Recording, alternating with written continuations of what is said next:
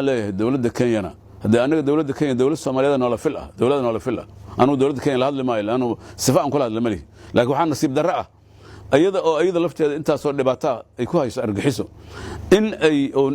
nin sheekha inoogu martigeliso oo muwaadin ah iyaga ka tirsan dalkooda oo banaysanaya dhiig madaxdeena gaalaysiinaya culimadeena dilkooda iftaanaya siyaasiyiinteena dilkooda iftaanaya boqolaal kun oo qabri ay ugu jiraan oo shacab Soomaaliyeed oo wali oo dhiigooda u si hamuun qaba inay ku hayaan meeshaas ay ku tabantaabayaan waa nasiib darro madaxda qaranka Soomaaliyeed waxa laga rabaa inay arintaas ay jawaab ka bixiyaan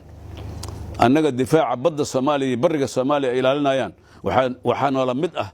hadii sakaba muhiimsanayn inay dhiiga ummadda Soomaaliyeed iyo xurmada dadka Soomaaliyeed iyo sharafkooda iyo amnigooda inay ilaaliyaan marka waxa weeye waa inay dawladda Kenya ka keenaan ama inay raali ka tahay risaladaas iyadoo ay wado oo qayb kamid ah dagaalka Kenya Soomaaliya ku haysta oo kamid yahay Xasan ama inay wax ka qabtaan arintaas iyada wax loo dul qaadan karo ma taas mas'uuliyadeeda waxay saaran tahay madaxweyne Maxamed Cabdullaahi Farmaajo iyo ra'iisul wasaare Xasan Cali Khayre saaran tahay intaas aan ugu gudbayaan ninkaas